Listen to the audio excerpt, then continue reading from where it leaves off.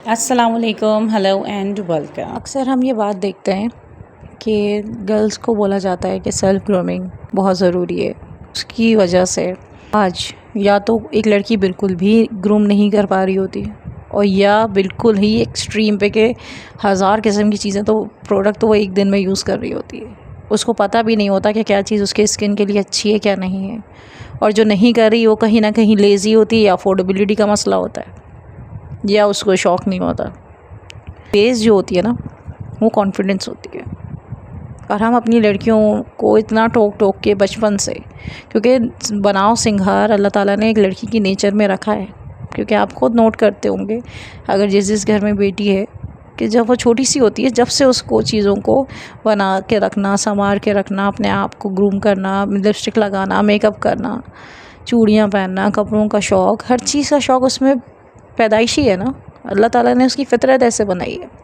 लेकिन हम क्या करते हैं, हम उसको टोक टोक के, अगर हमें नहीं पसंद या हम बहुत ज़्यादा इनसिक्योर हो जाते हैं कि नहीं हम उसकी तरबियत करेंगे, तरबियत के टाइम पॉइंट पे आप क्या करते हैं, उसकी फितरत को डिस्टर्ब कर देते हैं कि नहीं पढ़ लो, नहीं छुप जाओ, अब कोई ज़रूरत नहीं है, बेपर्दगी होगी, अभी ऐसी है तो बड़ी होकर कैसी होगी। ऐसा कुछ नहीं होता। एक घर एक लड़की के लिए उसका अपनी मर्ज़ी का होना चाहिए, जहाँ वो जो दिल चाहे वो कर सके।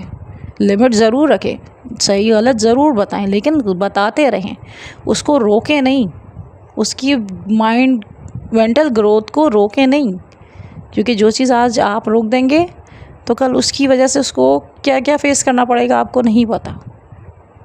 एक किस्सा है एक लड़की का कि एक जॉइंट फैमिली में रहती थी। तो उसको बचपन से अगर हील पहन ली तो कभी फूफो ने डांट दिया, झड़क दिया सबके सामने, लिपस्टिक लगा ली तो चचा ने चमाटे लगा दिए सबके आगे, कुछ भी ना। क्योंकि बड़ी बहू होती है तो उसकी तो मुंह ज़बान तो शादी के निकाह के बाद ही ले ली जाती है हमारी सोसाइटी में, कि आज से आपका बोलने का डिग्री वगैरह सब कुछ लेकर आते हैं, मेडल और ट्रॉफ़ी के टाइप बहू लेकर आते हैं। फिर उसको सारी चीज़ें उसकी संभाल के रख देते हैं कि आप सिर्फ इंसल्ट बर्दाश्त करो और ख़ामोश रहो। फुल टाइम मेड की ज़रूरत होती है। तो उनके बच्चे भी फिर इसी तरह ही रुल रहे होते हैं, क्योंकि वो अपने लिए स्टैंड नहीं लेती तो वो अपने बच्चों के लिए क्या लेंगे। खैर, बात कहीं और चली गई जी। तो हम बात कर रहे थे, तो इस तरह टोक टोक के ये हो गया कि भाई वो बच्ची ने अपने एस्केप ढूंढ लिया। पढ़ाई अच्छी बात है, हर चीज़ में होना चाहिए, पढ़ाई में बहुत अच्छा होना चाहिए। वो टॉप ग्रेड्स में रही, सब कुछ बहुत अच्छा रहा, सब कुछ। टीन एज में आई, सही है, लड़कों से गैप होना चाहिए, अच्छी बात है। लेकिन कॉन्फिडेंस देने के लिए आपको एक झिझक नहीं होनी चाहिए लड़की के अंदर, क्योंकि जितना आप छुपाएंगे फ्रस्ट्रेशन और उतनी वो चीज़ें उसके अंदर बढ़ती चली जाएंगी और वो कहीं ना कहीं तो होगी ना। ये चलें आपने ख़त्म कर दिया है, जो बहुत बुरी बात है लड़की से बात करना, भाई बहुत बुरी बात है, बहुत बेशर्मी की बात है, छुप जाओ। और जब वही लड़की किसी भी वजह से XYZ वजह से शादी नहीं हो पा रही होती, 30 की हो गई, 31 की हो गई, 32 की हो गई, तो उस पर हम फिर क्या बोल रहे होते हैं, वही लोग जो उसको रोक रहे होते हैं कि अपने आप को ग्रूम कर लो, अपना मुंह दिखाए, अपने कपड़े देखो, अपने सुबह शाम की रूटीन देखो, अपने आप को मेंटेन रखो, अपना वेट देखो, तुम किसी से बात तो करो, रिस्पॉन्स किया करो कि अगर वो तुम्हें पसंद कर रहा है या कुछ इस तरह से वो कर रहा है तो कैसे आएगी। मुझे बहुत हैरत होती है।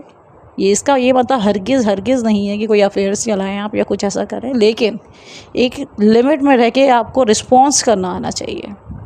किसी मेल हो, फीमेल हो, कोई भी हो, एक लड़की के अंदर इतना कॉन्फिडेंस होना चाहिए कि वो किसी लड़के से बात कर सके, किसी बूढ़े से बात कर सके, किसी जवान से बात कर सके, किसी बच्चे से बात कर सके।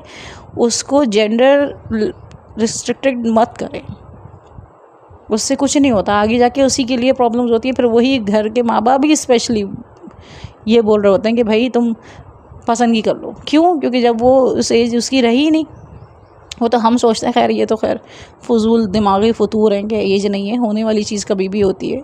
लेकिन हम उसको डिग्री लेके हम उसको टैग तो बना लेते हैं, लेकिन फिर हमें शादी का टैग भी चाहिए होता है और 1 साल बाद बच्चे का भी चाहिए होता है। चीज़ें हमें फुल एक भरी हुई कैंडीज चाहिए होती है।